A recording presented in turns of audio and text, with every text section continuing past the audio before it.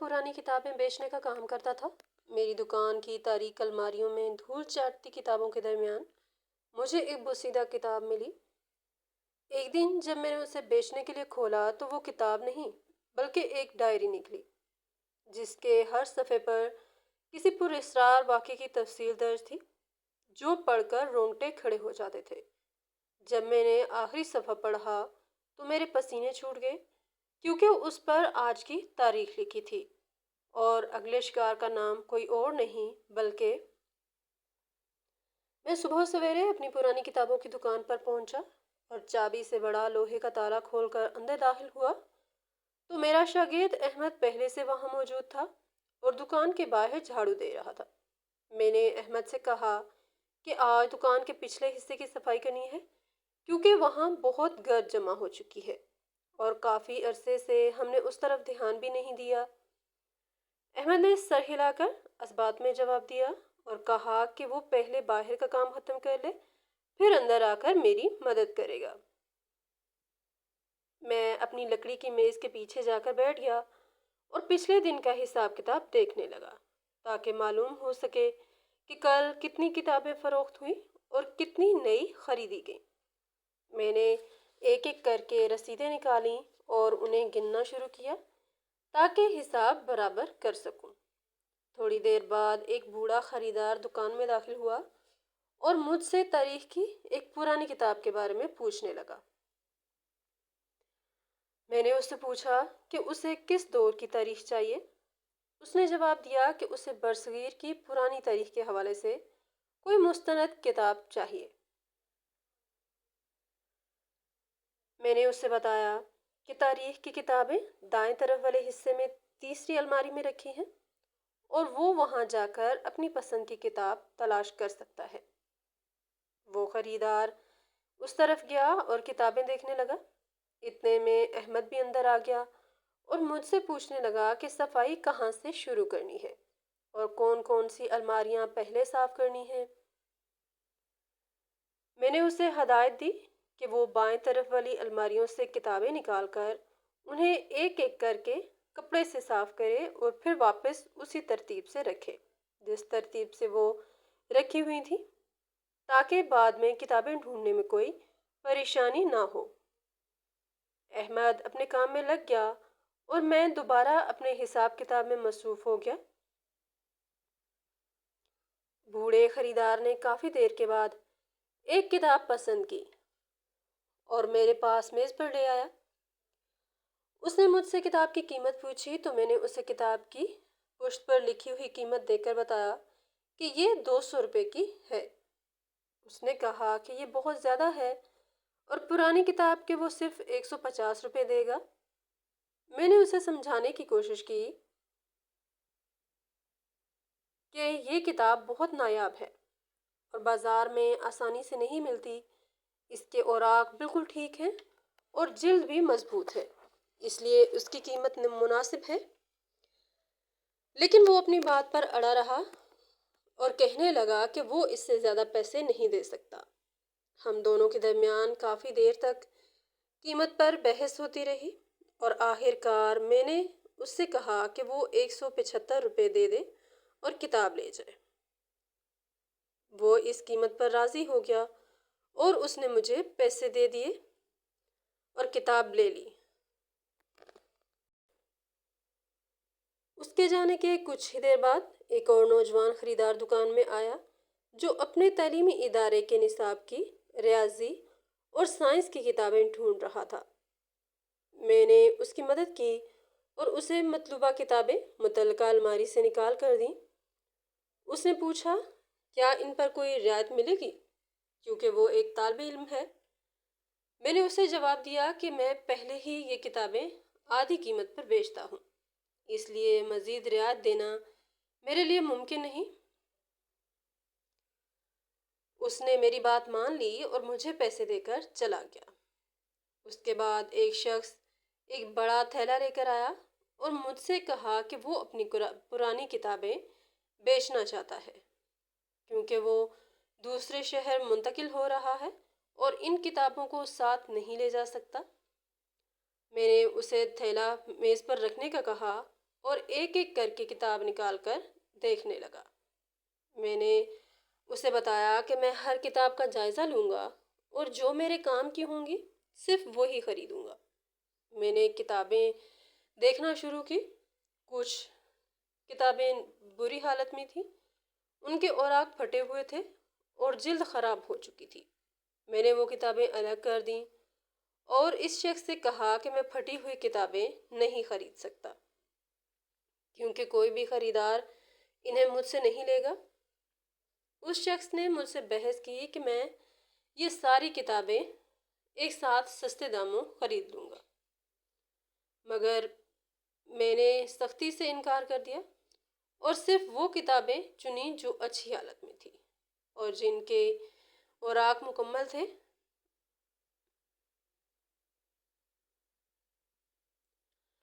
میں نے ان کتابوں کا حساب لگایا اور اسے بتایا کہ میں ان اچھی کتابوں کے 300 روپے دے سکتا ہوں۔ اس نے تھوڑی دیر سوچا اور پھر ہاں کر دی۔ میں نے اسے پیسے دیے اور اس نے باقی خراب کتابیں واپس تھیلے میں ڈالیں اور چلا گیا۔ اس کے جانے کے کچھ ہی دیر بعد ایک اور آدمی دکان میں آیا جس نے اینک پہن رکھی تھی اور وہ کافی پڑھا لکھا معلوم ہوتا تھا۔ اس نے مجھ سے سلام کیا اور پوچھا کہ کیا میرے پاس لغت کی کوئی پرانی اور مستند کتاب موجود ہے۔ میں نے اسے جواب دیا کہ لغت کی کتابیں میرے پاس بہت کم آتی ہیں اور جو آتی ہیں وہ فوراً بک جاتی ہیں۔ اس نے مجھ سے کہا کہ اسے ایک خاص لغت چاہیے جو کئی سال پہلے چھپی تھی اور اب بازار میں کہیں نہیں ملتی۔ اس نے مجھے بتایا کہ اس نے مختلف دکانوں پہ اس لغت کی کتاب کو کافی ڈھونڈا ہے لیکن اسے نہیں ملی۔ میں نے اسے کہا کہ وہ مجھے اس لغت کا نام اور مصنف کا نام بتائے تاکہ میں اپنی فہرست میں چیک کر سکوں۔ اس نے مجھے نام بتایا تو میں نے اپنا رجسٹر کھولا اور اس میں نام تلاش کرنے لگا۔ کافی دیر دیکھنے کے بعد میں نے اسے بتایا کہ میرے پاس وہ لغت موجود نہیں ہے، البتہ اگر وہ اپنا نام اور فون نمبر لکھوا دے تو میں کسی اور دکاندار سے پتہ کر کے اسے بتا سکتا ہوں۔ اس نے میرا شکریہ ادا کیا اور کاغذ پر اپنا نمبر لکھ کر دیا۔ میں نے وہ کاغذ اپنی دراز میں رکھ لیا اور اسے تسلی دی کہ میں جلد ہی اس حوالے سے اسے اطلاع دوں گا۔ وہ آدمی چلا گیا اور میں نے احمد کو آواز دی اور اس سے کہا کہ وہ میز پر رکھی ہوئی یہ نئی خریدی گئی کتابیں اٹھائے اور انہیں متعلقہ خانوں میں رکھ دے۔ احمد نے آ کر کتابیں اٹھائیں اور مجھ سے پوچھا کہ کیا ان پر نئی قیمت لکھنی ہے۔ میں نے کہا ہاں، ہر کتاب پر قلم سے قیمت لکھ دو تاکہ بعد میں بیچتے وقت یاد رہے۔ دوپہر کا وقت ہو چکا تھا اور دکان میں خریداروں کی آمد و رفت بالکل کم ہو گئی تھی۔ میں نے احمد سے کہا کہ وہ باہر سے کھانا کھا آئے اور میں تب تک دکان دیکھتا ہوں۔ احمد کھانا کھانے چلا گیا اور میں اپنی جگہ پر بیٹھا رہا اور دکان کے چاروں طرف نظر دوڑائی۔ ہر طرف کتابوں کے ڈھیر لگے تھے اور میں نے سوچا کہ یہ پرانی کتابیں روزانہ میرے ہاتھوں سے گزرتی ہیں۔ اتنے میں ایک خاتون اپنی چھوٹی بچی کے ساتھ دکان میں داخل ہوئیں اور مجھ سے بچوں کی اخلاقی کہانیوں کے بارے میں پوچھنے لگیں۔ میں نے اپنی جگہ سے اٹھ کر انہیں بچوں کے حصے کی طرف رہنمائی کی۔ خاتون نے مجھ سے کہا کہ وہ ایسی کہانیاں چاہتی ہیں جن کی زبان سادہ اور سبق آموز ہو۔ میں نے انہیں 3-4 مختلف کتابیں نکال کر دکھائیں۔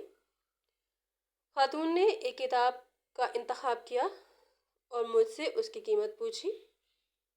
میں نے انہیں 50 روپے قیمت بتائی۔ انہوں نے بغیر کسی بحث کے مجھے پیسے دیے اور بچی کے ساتھ چلی گئی۔ ان کے جانے کے بعد دکان مکمل طور پر خالی ہو گئی۔ میں نے دکان کے پچھلے حصے کی طرف دیکھا جہاں سب پرانی اور اندھیری الماریاں موجود تھیں جو پرانی اور ناکارہ تھیں۔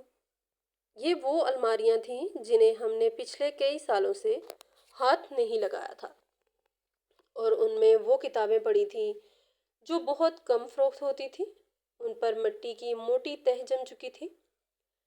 میں نے سوچا کہ جب تک احمد واپس آتا ہے میں فارغ بیٹھنے کے بجائے خود ہی ایک الماری صاف کر لیتا ہوں۔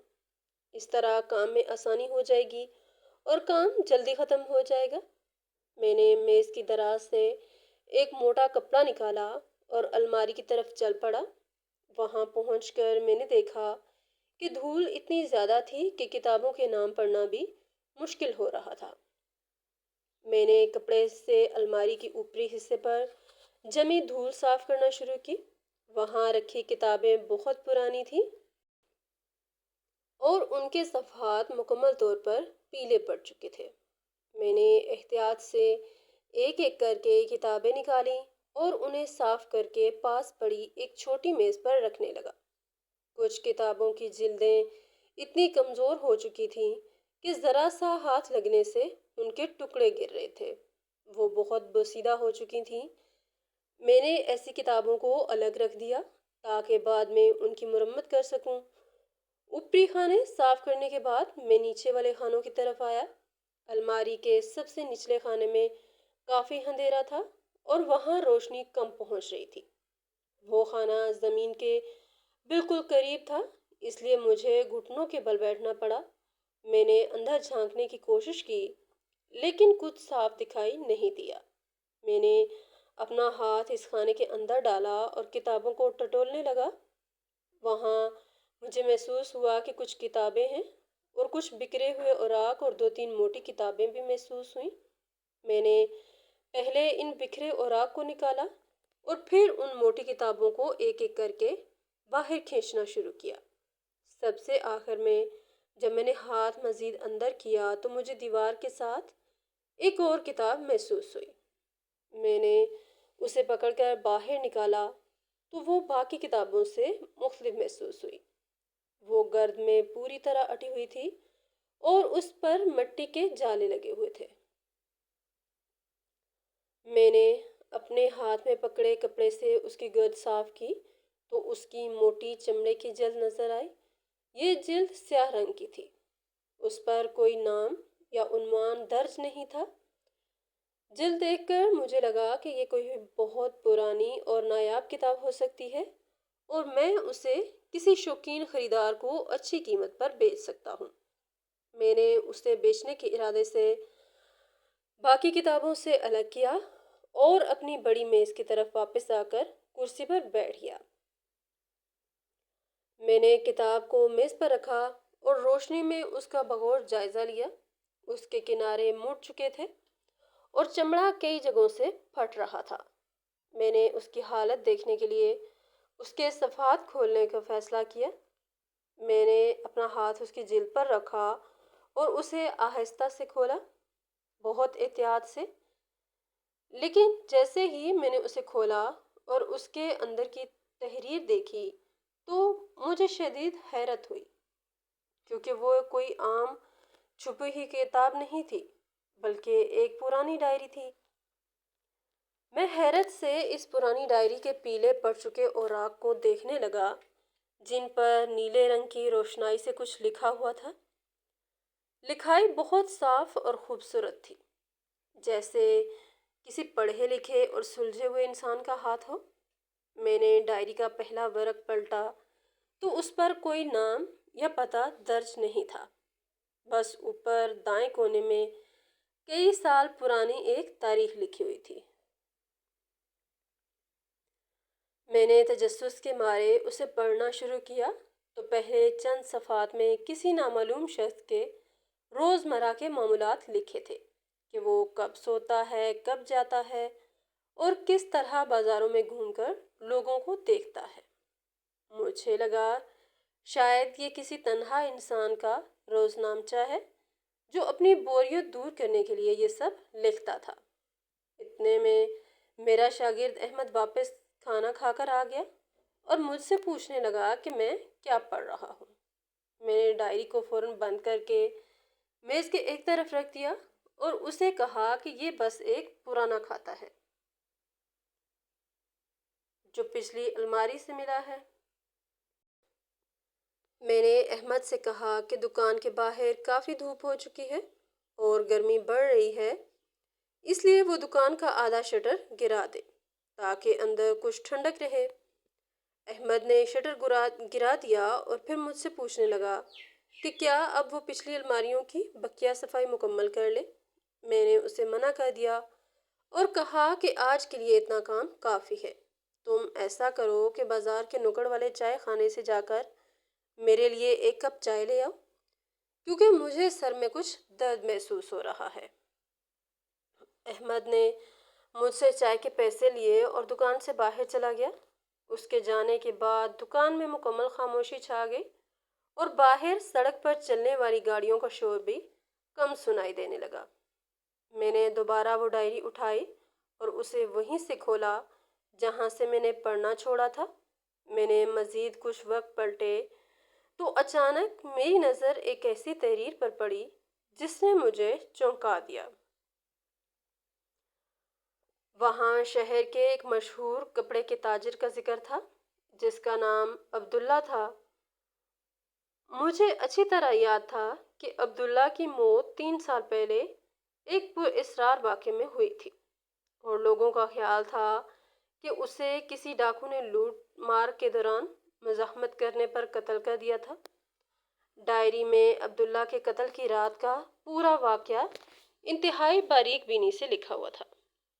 لکھنے والے نے بیان کیا تھا کہ وہ کس طرح کئی دنوں تک عبداللہ کی دکان کے باہر کھڑا رہتا تھا اور اس کے گھر جانے کے راستے کا جائزہ لیتا تھا۔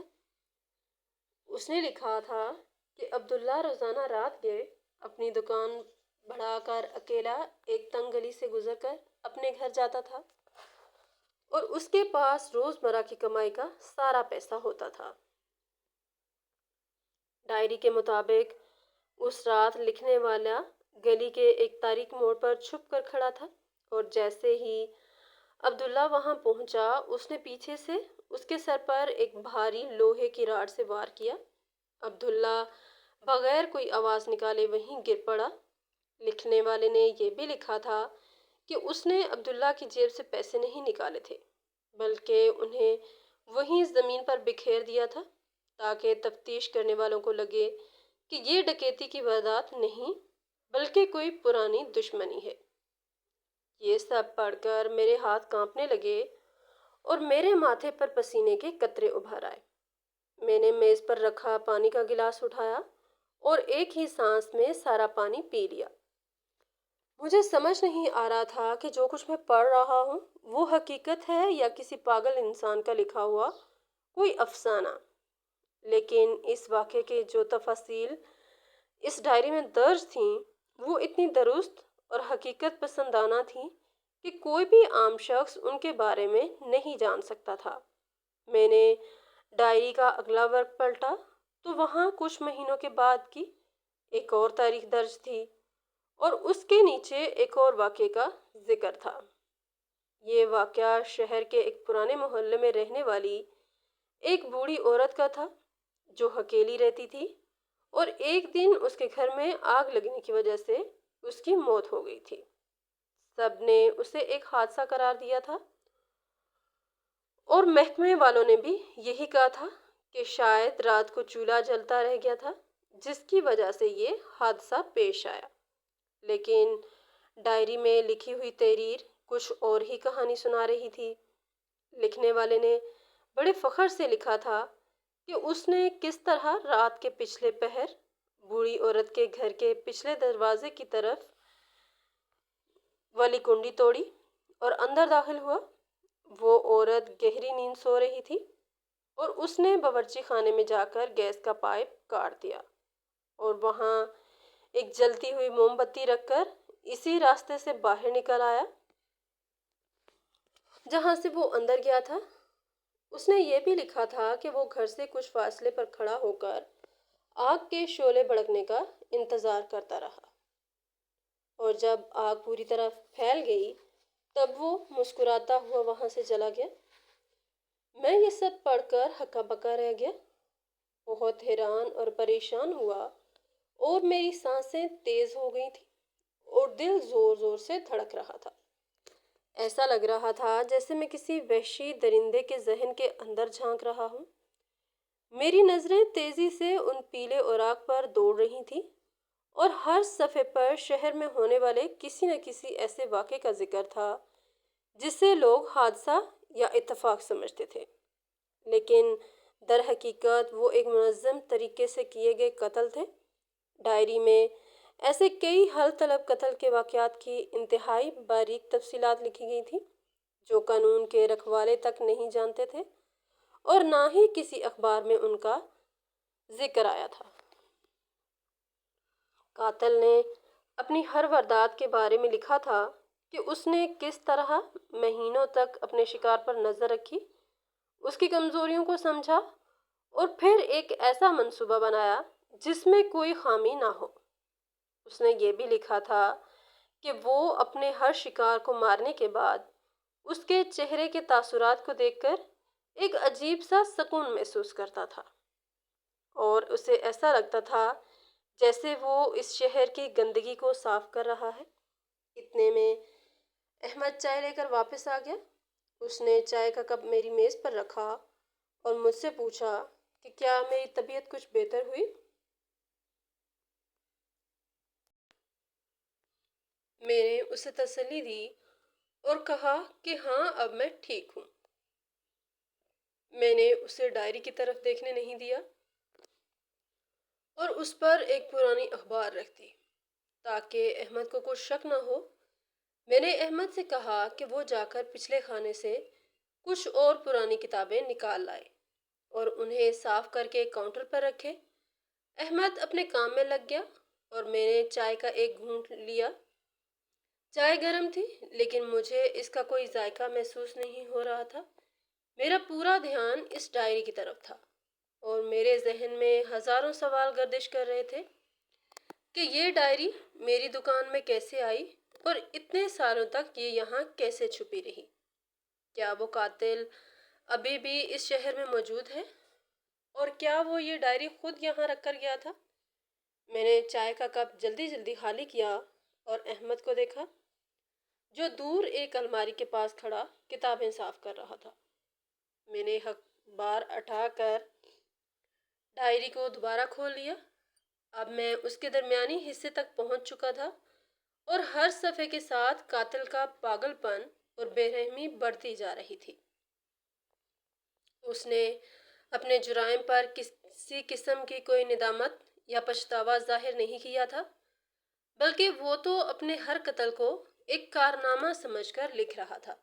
اس نے ایک جگہ پر لکھا تھا کہ موت ایک فن ہے اور وہ ایک بہت بڑا فنکار ہے جو اپنے ہاتھوں سے لوگوں کی تقدیر کے فیصلے کرتا ہے۔ اس کی یہ باتیں پڑھ کر مجھے ابکائی آنے لگی اور میرا دل چاہا کہ میں اس ڈائری کو وہیں پھینک دوں اور محکمے والوں کو بلا کر سب کچھ بتا دوں، لیکن ایک عجیب سے خوف اور تجسس نے مجھے جکڑ رکھا تھا اور میں مزید پڑھنے پر مجبور تھا۔ میں نے ورق پلٹا تو ایک اور قتل کا ذکر سامنے آیا۔ یہ ایک جوان محنت کش کا قتل تھا جو رات کے وقت اپنے کارخانے سے پیدل گھر جا رہا تھا۔ ڈائری میں لکھا تھا کہ قاتل نے پیچھے سے جا کر اس کے منہ پر کپڑا رکھا اور جب وہ بے ہوش ہو گیا تو اسے گھسیٹ کر ایک اندھیرے کھنڈر میں لے گیا اور وہاں اس کا گلا گھونٹ کر اسے مار ڈالا اور پھر اس کی لاش کو وہیں ملبے کے نیچے دبا دیا۔ قاتل نے پوری بے شرمی سے اپنے جرائم کا اعتراف کیا تھا اور پھر ڈائری کے اگلے صفحے پر اس نے ایک ایسی بات لکھی تھی جس نے میرے جسم میں سنسنی دوڑا دی۔ اس نے لکھا تھا کہ وہ کوئی عام قاتل نہیں ہے جو صرف لوگوں کو مار کر بھول جائے، بلکہ وہ اپنے ہر کام کی یادگار محفوظ رکھتا ہے۔ اس نے بڑی تفصیل سے بتایا تھا کہ وہ جب بھی کسی کو قتل کرتا ہے تو اس کے جسم یا لباس سے کوئی نہ کوئی چھوٹی سی چیز اتار لیتا ہے اور اسے اپنے پاس ایک نشانی کے طور پر سنبھال کر رکھتا ہے۔ اس نے لکھا تھا کہ عبداللہ تاجر کو مارنے کے بعد اس نے اس کی انگلی سے چاندی کی ایک پرانی انگوٹھی اتاری تھی۔ بوڑھی عورت کے گھر کو آگ لگانے سے پہلے اس نے اس کے کمرے سے ایک چھوٹا سا تانبے کا برتن اٹھا لیا تھا اور محنت کش کو مارنے کے بعد اس نے اس کی جیب سے اس کا پرانا بٹوا نکال لیا تھا۔ اس نے ڈائری میں ان تمام نشانیوں کی باقاعدہ ایک فہرست بنائی ہوئی تھی اور ہر مقتول کی کوئی نہ کوئی نشانی اپنے پاس رکھنے کا ذکر کیا تھا۔ میں نے کانپتے ہاتھوں سے ڈائری کے مزید ورق پلٹنا شروع کیے اور ہر گزرتے صفحے کے ساتھ میرا خوف بڑھتا جا رہا تھا، کیونکہ ڈائری میں لکھی تاریخیں اب حال کے قریب تر ہوتی جا رہی تھیں اور مجھے لگ رہا تھا کہ قاتل ابھی بھی اسی شہر میں آزاد گھوم رہا ہے اور شاید میرے آس پاس ہی موجود ہے۔ میں نے ڈرتے ڈرتے احمد کی طرف دیکھا، جو ابھی تک دکان کے پچھلے حصے میں الماریوں کے پاس کتابیں صاف کرنے میں مگن تھا اور اپنے کام میں اس قدر مصروف تھا کہ اسے بالکل اندازہ نہیں تھا کہ میں لکڑی کی بڑی میز کے پیچھے بیٹھا کس قدر خوفناک راز سے پردہ اٹھا رہا ہوں۔ میں نے جلدی جلدی صفحات پلٹے تاکہ دیکھ سکوں کہ اس ڈائری کے آخری تحریر کس تاریخ کی ہے اور اس شفاق درندے نے اپنا آخری جرم کب کیا تھا۔ ورق پلٹتے پلٹتے جب ڈائری کے بالکل آخری صفحے پر پہنچا تو میری آنکھیں پھٹی کی پھٹی رہ گئی اور میرے پورے جسم میں سنسنی دوڑ گئی۔ میرے ماتھے پر پسینہ آ گیا اور میرے ہاتھ بری طرح کانپنے لگے۔ وہاں صفحے کے سب سے اوپر واضح الفاظ میں آج کی تاریخ درج تھی۔ ہاں، بالکل آج کی تاریخ، جس دن میں دکان پر بیٹھا یہ پرانی الماری صاف کروا رہا تھا۔ میری سانس حلق میں اٹک گئی اور میرا دل اتنی زور سے دھڑکنے لگا کہ مجھے اپنے سینے کے اندر اس کی دھک دھک صاف سنائی دینے لگی۔ میں نے خود کو سنبھالنے کی پوری کوشش کی اور کپکپاتے ہونٹوں کے ساتھ اس آخری صفحے کی تحریر کو پڑھنا شروع کیا۔ لکھنے والے نے انتہائی سرد مہری سے لکھا تھا کہ اس شہر میں اس کا مقصد اب پورا ہو چکا ہے اور اسے بہت جلد ہمیشہ کے لیے یہاں سے چلے جانا ہے، لیکن جانے سے پہلے اسے ایک آخری کام ہر صورت مکمل کرنا ہے۔ ایک ایسا کام جس کی منصوبہ بندی وہ پچھلے کئی سالوں سے کر رہا تھا۔ اس نے لکھا تھا کہ یہ آخری شکار اس کے لیے باقی تمام لوگوں سے سب سے زیادہ اہم ہے، کیونکہ اس شخص کی دکان نے اتنے سالوں تک اس کے سب سے بڑے راز کی حفاظت کی ہے اور اب وقت آ گیا ہے کہ اس شخص اور اس راز کو ہمیشہ کے لیے اندھیرے میں دفن کر دیا جائے۔ یہ تحریر پڑھ کر میرے جسم کا سارا خون جیسے سر پڑ گیا اور مجھے اپنے ارد گرد کی ہوا بھاری محسوس ہونے لگی۔ قاتل نے مزید تفصیل بتاتے ہوئے لکھا تھا کہ وہ اس جگہ کے چپے چپے کو بہت اچھی طرح جانتا ہے جہاں اس کا اگلا شکار اس وقت موجود ہے، اور وہ جگہ شہر کے بیچوں بیچ واقع پرانی کتابوں کی ایک دکان ہے، جس کے مالک کو یہ معلوم ہی نہیں کہ موت پچھلے کئی سالوں سے اس کی پرانی الماریوں کی تاریکی میں چھپی بیٹھی ہے۔ یہ جملہ پڑھ کر میرے ہاتھوں سے ڈائری چھوٹ کر میز پر گر پڑی اور میں سکتے کے عالم میں اس صفحے کو گھورنے لگا۔ دکان میں اس وقت مکمل خاموشی چھائی ہوئی تھی اور صرف احمد کے کپڑے سے کتابیں جھاڑنے کی ہلکی ہلکی آواز آ رہی تھی، لیکن میرے دماغ میں خوف کی گھنٹیاں بج رہی تھیں اور کانوں میں عجیب سی سائیں سائیں ہو رہی تھی۔ میں نے ہمت جمع کی اور دوبارہ وہ ڈائری پکڑی اور اس کے صفحے کی بالکل آخری سطر پڑھنے کے لیے اپنی نظریں نیچے کی۔ قاتل نے لکھا تھا کہ وہ آج دوپہر کے وقت حسب معمول اس دکان میں داخل ہوگا اور اپنے اس آخری کام کو انجام تک پہنچائے گا۔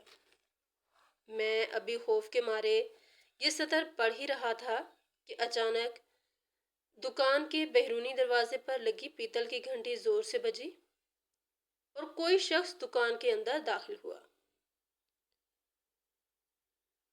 میری نظریں ڈر کے مارے فوراً ڈائری سے ہٹ کر سیدھی دروازے کی طرف اٹھی اور خوف سے میری ٹانگیں بری طرح کانپنے لگی۔ میں نے فوراً ڈائری کی اس آخری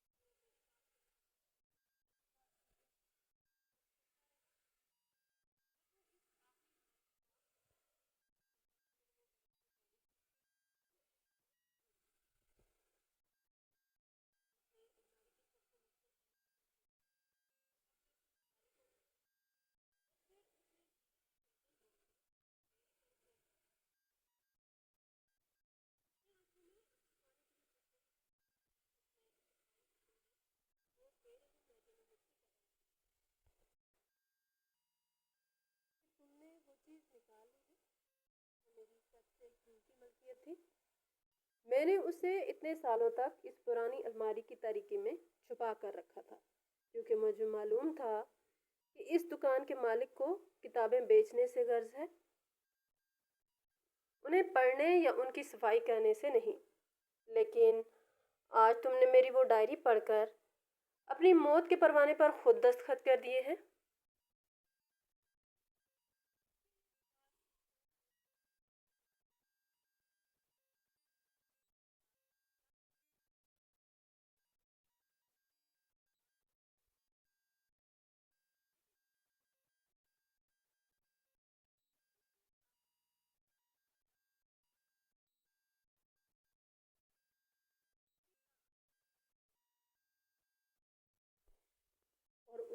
اندر سے کنڈی لگا دی۔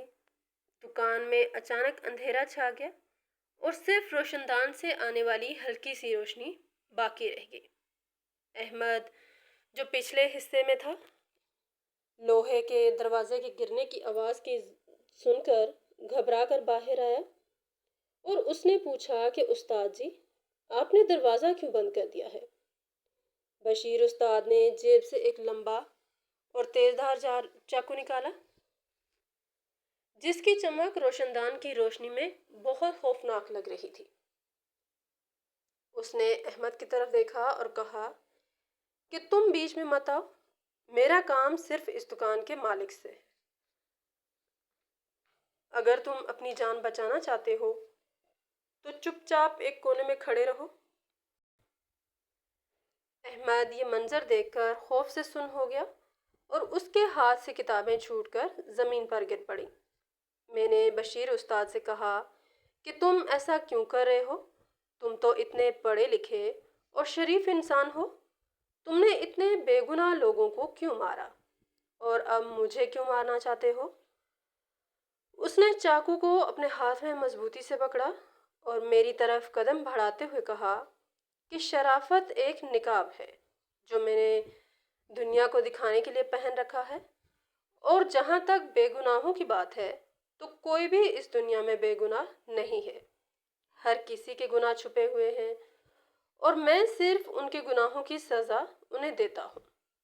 اور رہی بات تمہاری، تو تم نے میرا وہ راز جان لیا ہے جو میں دنیا کے سامنے نہیں آنے دیتا۔ یہ دکان میرے لیے ایک محفوظ پناہ گاہ تھی، جہاں میں اپنے کیے گئے ہر کام کا حساب رکھتا تھا اور ان لوگوں کی نشانیاں چھپاتا تھا جنہیں میں نے اپنے ہاتھوں سے موت کے گھاٹ اتارا ہے۔ میں اپنے سارے ثبوت یہاں رکھتا تھا۔ میں روز یہاں آ کر ان کتابوں کے پیچھے چھپی اپنی ڈائری کو چھوتا تھا اور مجھے ایک عجیب سا سکون ملتا تھا۔ لیکن آج تم نے میرا وہ سکون چھین لیا ہے، اس لیے اب تمہیں اس دنیا سے جانا ہوگا۔ یہ کہہ کر اس نے میری طرف چھلانگ لگائی۔ میں نے فوراً اپنی میز پر رکھی ہوئی وہ بھاری کتابیں اس کی طرف دے ماری۔ وہ کتابیں اس کے منہ اور سینے پر لگیں، جس کی وجہ سے وہ ایک لمحے کے لیے لڑکھڑایا اور پیچھے ہٹا۔ میں نے اس موقع کا فائدہ اٹھایا اور میز کی دوسری طرف سے ہوتا ہوا دکان کے درمیانے حصے کی طرف بھاگا، جہاں بڑی بڑی لکڑی کی الماریاں کتاروں میں رکھی ہوئی تھیں۔ دکان میں اندھیرا تھا، لیکن میں اپنی دکان کے چپے چپے سے واقف تھا۔ مجھے معلوم تھا کہ کون سی الماری کہاں ہے اور ان کے درمیان کتنا فاصلہ ہے، جبکہ بشیر استاد کے لیے اس اندھیرے میں تیزی سے چلنا مشکل تھا۔ وہ غصے سے چیخا اور میرے پیچھے بھاگا۔ اس نے اندھا دھند چاقو لہرایا جو ایک الماری کی لکڑی میں جا لگا اور الماری سے پرانی کتابیں نیچے گرنے لگیں۔ میں نے احمد کو اشارہ کیا کہ وہ پچھلے چھوٹے دروازے کی طرف بھاگے جو گودام کی طرف تھا، اور وہاں سے باہر نکل کر مدد کے لیے لوگوں کو بلائے۔ احمد میری بات سمجھ گیا اور وہ دبے پاؤں پچھلے دروازے کی طرف کھسکنے لگا۔ بشیر استاد کی پوری توجہ اس وقت مجھ پر تھی اور وہ مجھے گالیاں دیتا ہوا میرے پیچھے آ رہا تھا۔ اس نے کہا کہ تم مجھ سے بچ کر نہیں جا سکتے۔ میں اپنے شکار کو بھاگنے کی مہلت نہیں دیتا۔ میں نے سالوں تک اس شہر میں اپنا کام کیا ہے اور کوئی مجھے پکڑ نہیں سکا۔ تم تو ایک معمولی دکاندار ہو اور مجھے تم کیسے ہرا سکتے ہو؟ میں نے اس کی باتوں کا کوئی جواب نہیں دیا اور اپنی سانس کو قابو میں رکھتے ہوئے ایک الماری کے پیچھے چھپ کر اس کے قریب آنے کا انتظار کیا۔ میں جانتا تھا اگر میں سیدھا بھاگنے کی کوشش کروں گا تو وہ مجھے پکڑ لے گا، اس لیے مجھے کوئی ایسا طریقہ سوچنا تھا جس سے وہ مجھ تک پہنچ نہ سکے اور میں اسے الجھا کر رکھ دوں۔ جیسے ہی وہ میرے قریب سے گزرا، میں نے پوری طاقت سے اس اونچی الماری کو اس کی طرف دھکیل دیا۔ الماری بہت پرانی اور بھاری تھی और किताबों से भरी हुई थी। मैंने अपनी पूरी जान लगा दी और अलमारी का तवाज़ुन ख़राब हो गया। वो एक ज़ोरदार धमाके के साथ बशीर उस्ताद के ऊपर आ गिरी। अलमारी और किताबों के बोझ तले दबकर उसके मुंह से एक दर्दनाक चीख निकली और उसके हाथ से चाकू दूर जा गिरा। अलमारी के गिरने की आवाज़ इतनी ज़ोरदार थी कि दुकान का फर्श तक हिल गया। मैंने एक लम्हा ज़ाया किए बगैर दौड़ लगाई और उसके करीब पड़ा हुआ चाकू उठाकर दूर फेंक दिया। बशीर उस्ताद अलमारी के नीचे बुरी तरह फंस चुका था और उसकी एक टांग अलमारी के सबसे भारी हिस्से के नीचे दब गई थी। वो दर्द से कराह रहा था और उसके चेहरे पर मौजूद वो सर्द मेहरी अब खौफ और बेबसी में बदल चुकी थी। उसने मुझसे कहा कि मुझे बाहर निकालो, मेरी टांग टूट गई है। मैंने उसके करीब जाकर उसकी आंखों में देखा और कहा कि तुम समझते थे कि तुम सबसे होशियार हो और मौत बांट सकते हो, लेकिन ऐसा नहीं है। आज तुम्हारी अपनी मौत तुम्हारे सामने खड़ी है। तुमने जिन लोगों को बेदर्दी से मारा, आज उन सब का इंसाफ होने वाला है। तुमने मुझे मारने का मंसूबा बनाया था, लेकिन तुम अपने ही बिछाए हुए जाल में फंस गए हो, अब जिससे निकलना मुश्किल है। बशीर उस्ताद ने मेरी बात सुनकर गुस्से से दांत पीसे और कहा कि तुम मुझे कानून के हवाले करके कोई तीर नहीं मार लोगे। मैंने जो कुछ किया वो दुरुस्त था और मुझे इस पर कोई अफसोस नहीं है। मैंने उसे जवाब दिया कि तुम एक पागल और बीमार इंसान हो जिसने बेगुनाह लोगों का खून बहाया है और अब तुम्हें उसकी सजा मिलेगी। इतने में अहमद गोदाम के रास्ते से बाहर निकलने में कामयाब हो गया था और मैं सुन सकता था कि वो गली में लोगों को मदद के लिए पुकार रहा है। वो जोर जोर से चिल्ला रहा था कि दुकान में एक कातिल घुस आया है, जल्दी आओ और हमारी मदद करो। कुछ ही देर में बाहर से लोगों का शोर सुनाई दिया और मोहल्ले के बहुत से दुकानदार और राहगीर दुकान के बैरूनी लोहे के दरवाजे को पीटने लगे। मैंने जल्दी से जाकर अंदर से कुंडी खोली और दरवाज़ा ऊपर उठाया। रोशनी दुकान के अंदर आई और लोग तेजी से अंदर दाखिल हुए। उन्होंने देखा कि दुकान का सारा सामान बिखरा पड़ा है, अलमारियां गिरी हुई हैं और मोहल्ले का सबसे मोअज़्ज़ज़ समझा जाने वाला बशीर उस्ताद अलमारी के नीचे दबा हुआ दर्द से तड़प रहा है। लोगों को समझ नहीं आ रहा था कि ये सब क्या हुआ है। वो एक दूसरे से सवाल करने लगे कि बशीर उस्ताद को क्या हुआ है, ये अलमारी कैसे गिरी। मैंने हाँफते हुए इन सब को बताया कि ये शख्स जिसकी तुम सब इतनी इज्जत करते हो, इतना एहतराम करते हो, जो यहाँ पर हम सब से ज़्यादा शरीफ नज़र आता है, दरअसल एक सफाक कातिल है जिसने इस शहर में कई बेगुनाह लोगों की जान ली है और आज वो मुझे मारने आया था। मेरी बात सुनकर लोग हैरान रह गए और किसी को मेरी बात पर यकीन नहीं आ रहा था। एक दुकानदार ने मुझसे कहा कि तुम ये क्या पागलों जैसी बातें कर रहे हो। बशीर उस्ताद तो एक शरीफ और इज्जतदार आदमी है, वो किसी को कैसे मार सकता है। तुम ज़रूर कोई गलतफहमी का शिकार हो गए हो। मैंने उन्हें समझाने की कोशिश की कि मेरी बात का यकीन करें, ये शख्स हकीकत में एक कातिल है और उसने मेरे सामने चाकू निकालकर मुझे मारने की कोशिश की है। अगर मैं अलमारी ना गिराता तो आज वो मेरी जान ले चुका होता। इतने में महकमे के कुछ एहलकार भी वहां पहुंच गए, जिन्हें अहमद ने रास्ते से ही खबर कर दी थी।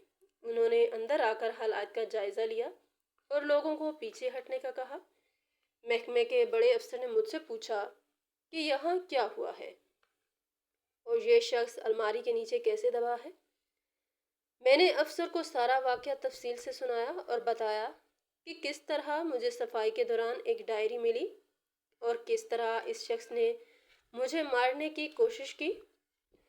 कुछ लोगों की मदद से भारी अलमारी को उठाकर बशीर उस्ताद को बाहर निकाला गया। उसकी टांग واقعی ٹوٹ چکی تھی اور وہ کھڑا نہیں ہو سکتا تھا۔ محکمے کے بڑے افسر نے مجھ سے پوچھا کہ کا سب کہ اس سب کا ثبوت کیا ہے اور میں اتنے معزز آدمی پر اتنا بڑا الزام کیسے لگا سکتا ہوں۔ میں نے بغیر کوئی بات کیے سیدھا اپنی میز کی طرف قدم بڑھائے اور اخبار کے نیچے چھپی ہوئی وہ پرانی سیاہ چمڑے والی ڈائری نکال کر اس افسر کے ہاتھ میں تھما دی۔ میں نے اس سے کہا کہ اس ڈائری کے ہر صفحے پر اس درندے کے جرائم کی مکمل داستان لکھی ہوئی ہے اور اس نے اپنے ہر جرم کا اعتراف خود اپنے ہاتھوں سے اس میں درج کیا ہے۔ آپ اسے پڑھیں تو آپ کو ان تمام حال طلب حادثات اور اموات کا جواب مل جائے گا جو پچھلے کئی سالوں سے اس شہر کا مہمان بنے ہوئے ہیں۔ افسر نے ڈائری کھولی اور اس پر لکھی ہوئی تحریر کو پڑھنا شروع کیا۔ جیسے جیسے وہ پڑھتا گیا اس کے چہرے کے تاثرات بدلتے گئے۔ وہ حیرت سے اس شخص کی طرف دیکھنے لگا اور اس کی آنکھوں میں شدید حیرت اور غصہ ابھرنے لگا۔ اس نے بشیر استاد کی طرف دیکھا جو اب سر جھکائے زمین پر بیٹھا تھا اور اس کے چہرے پر شکست کے واضح آثار تھے۔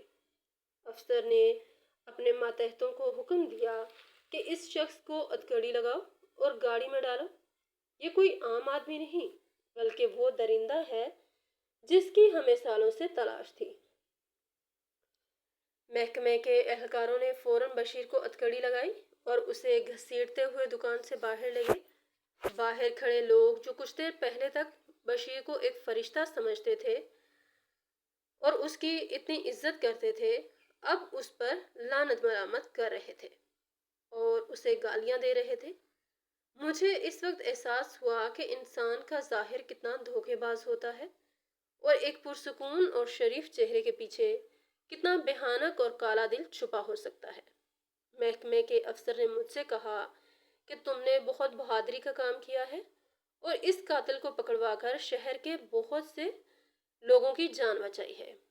میں نے افسر کا شکریہ ادا کیا اور کہا کہ میں نے صرف اپنی جان بچانے کے لیے کوشش کی تھی۔ بشیر استاد کی گرفتاری کے بعد محکمے والوں نے میری دکان کی تفصیلی تلاشی لی۔ انہوں نے اس الماری کا بھی جائزہ لیا جہاں سے مجھے ڈائری ملی تھی اور الماری کے اس نچلے خانے میں کی دیوار کے پیچھے سے ایک خفیہ خانہ بھی دریافت کیا جس میں بشیر نے اپنے مقتولین سے چھینی ہوئی وہ تمام نشانیاں چھپا کر رکھی تھیں جن کا ذکر اس نے ڈائری میں کیا تھا۔ ان میں عبداللہ تاجر کی انگوٹھی، بوڑھی عورت کے گھر کا تانبے کا برتن اور اس محنت کش کا پرانا بٹوا بھی شامل تھا۔ محکمے والوں نے وہ تمام چیزیں قبضے میں لے لی اور انہیں ثبوت کے طور پر اپنے ساتھ لے گئے۔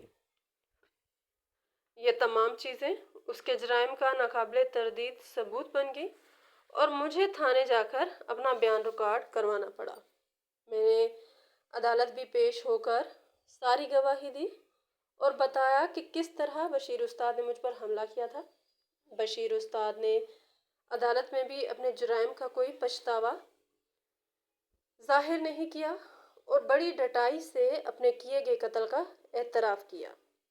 عدالت نے چند ہی مہینوں کے بعد اسے اس کے ان تمام بھیانک جرائم کی سزا سناتے ہوئے ہمیشہ کے لیے سلاخوں کے پیچھے دھکیل دیا اور اس طرح شہر کے لوگوں نے سکھ کا سانس لیا۔ اس واقعے کے بعد میری زندگی کبھی پہلے جیسی نہیں رہی۔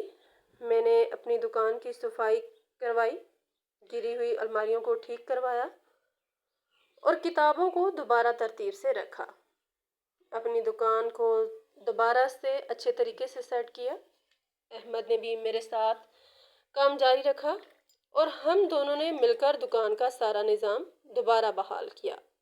محلے کے لوگ اب مجھے ایک الگ نظر سے دیکھتے تھے اور دکان پر آنے والوں کی تعداد میں بھی اضافہ ہو گیا تھا۔ لیکن اب میں پرانی کتابوں کو صرف کتابیں نہیں سمجھتا تھا۔ مجھے ہر بوسیدہ اور دھول میں اٹی ہوئی کتاب کے اندر کسی نہ کسی انسان کی کوئی نہ کوئی انکہی کہانی और कोई गहरा राज छुपा हुआ महसूस होता था। मैं जब भी किसी पुरानी किताब को हाथ लगाता तो मुझे ऐसा लगता जैसे उसके औराक के पीछे किसी की जिंदगी की कोई सच्चाई दफन है। मैं रोजाना दुकान खोलता तो सबसे पहले उस अलमारी की तरफ देखता जहां से मुझे वो डायरी मिली थी, और एक गहरी सांस लेकर अपने रब का शुक्र अदा करता जिसने मुझे उस दिन एक मौत के मुंह से निकालकर नई जिंदगी दी थी और इस शहर को एक खामोश और शफाक दरिंदे से निजात दिलाई थी जिसका राज इन पुरानी किताबों की तारीख अलमारियों में धूल चाट रहा था। वक्त गुजरने के साथ साथ मैंने इस डर पर काबू पाना सीख लिया और पुरानी किताबों की दुकान को पहले से ज़्यादा मेहनत और लगन से चलाने लगा। हर नया खरीदार मेरे लिए एक नई कहानी लेकर आता और मैं इन पुरानी किताबों के ज़रिए लोगों में इल्म और शऊर बांटने का काम जारी रखे हुए था। वो स्याह डायरी तो कानून के महकमे के पास चली गई थी, लेकिन उसका दिया हुआ सबक मेरे दिलो दिमाग पर हमेशा के लिए नक्श हो गया था कि अंधेरा जितना भी गहरा हो, सच्चाई की रोशनी उसे एक दिन ज़रूर ख़त्म कर देती है और कोई भी जुर्म हमेशा के लिए छुपा नहीं रह सकता। मैंने दुकान के बैरूनी हिस्से में कुछ तब्दीलियां की और रोशनी का बेहतर इंतज़ाम किया ताकि कोई कोना तारीक ना रहे। अहमद अब एक तजर्बाकार मामिन बन चुका था और वो किताबों की देखभाल मुझसे भी बेहतर तरीके से करता था। हम दोनों अक्सर इस दिन को याद करते थे और हैरान होते कि किस तरह एक मामूली सी पुरानी डायरी ने हमारी जिंदगियां बदल कर रख दी और हमें एक ऐसी हकीकत से रोशनास करवाया जो किसी खौफनाक ख्वाब से कम नहीं थी। शहर में अमन कायम हो चुका था और लोग बशीर उस्ताद की दहशत को भूलकर अपनी मामूल की जिंदगी की तरफ लौट आए थे। मेरी किताबों की दुकान एक बार फिर इल्म के मतलाशियों का मरकज़ बन चुकी थी और मैं इन किताबों के सफ़ात में छुपे हुए नए राजों और कहानियों को दरियाफ्त करने का सफ़र जारी रखे था, जो कभी ख़त्म ना होने वाला सफ़र था और जिसमें हर दिन एक नया और अनोखा तजुर्बा मेरा मुंतज़िर होता था।